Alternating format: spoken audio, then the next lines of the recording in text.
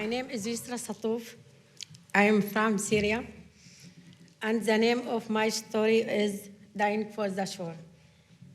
On October 21st, 2015, my husband decided our family should travel from Turkey to the Greece through the ocean.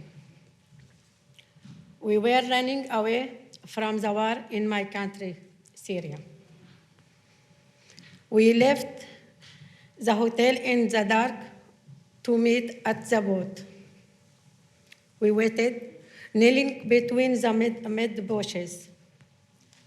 Every time we saw lights coming, we all bent over. I was really scared, and the place smelled like dirt. It's here. I voice come from behind. Makes me shiver. Walking towards the boat, I felt the mud getting all over my shoes and water wetting my socks. I was wearing shiny black sneakers with black laces. By the time I got to the boat, the cold water had already wet my clothes to my waist. I'm sat at the front with my daughters beside me. We felt the water beneath our feet. The boat was already leaking. We tried to warn everyone, but we got yelled at to keep quiet. The boat was full.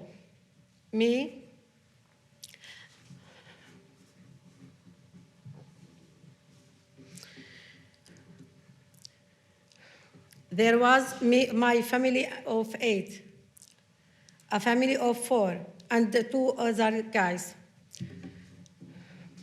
No one knew how to drive, but the Morgan guy offered.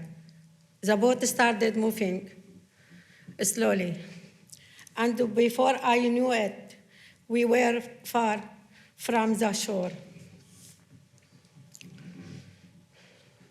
When the boat started to sink,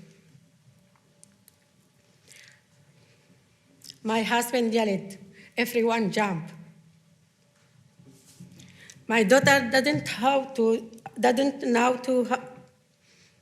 know how to swim, but she took her dad's hand finally and felt safe enough to let go of the boat.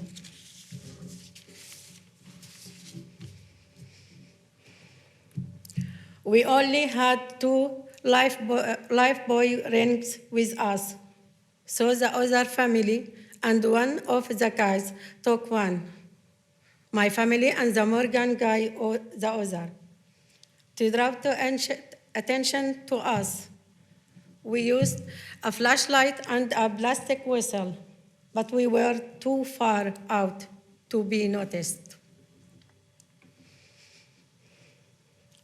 As the sun rose, it began to rain. The waves got higher. All we could see was to pray. One of my sons closed his eyes and stopped moving. I held his hand so he wouldn't sink. Fear reached its limit in our hearts. All my family started crying.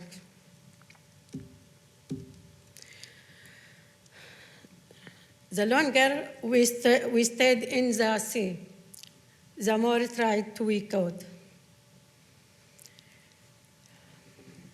Every time we saw a car light from the shore, we started yelling, thinking it might be the Coast Guard, but it never was. My husband gave his life jacket to my youngest son, Then he started shouting and asking us to take him home to his family. We told him we were his family, but he didn't believe us. He kept saying in a low voice, "Forgive me."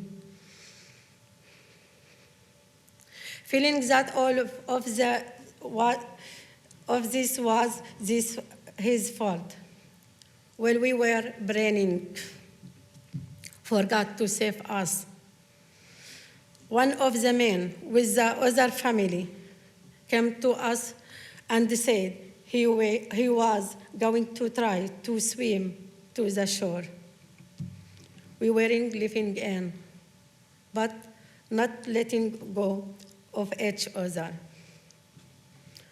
Only my youngest daughter and I were still awake. After 9 hours, my daughter shouted, "The Coast Guard are here." We had to draw my son and husband to the boat. They didn't open their eyes. White foam came out of my son's mouth. The guard gave him CPR. I didn't know why they didn't do the same for my husband. But 9 days later, I found out that he was already dead. My son stayed in a coma for 5 days. Then they brought him to us alive. Apparently, the guy who tried to swim to the shore actually made it there and told the guards there are more people still in the sea. Being very close to death made me see life differently. After my husband died, I had to be strong for my children. And I realized how strong I could be. I now live in Canada. I go to school. I raise my family. There is a saying by Friedrich Nietzsche that I used to hear when I was a kid, but never really know what it meant until I left. What doesn't kill you makes you strong. Thank you.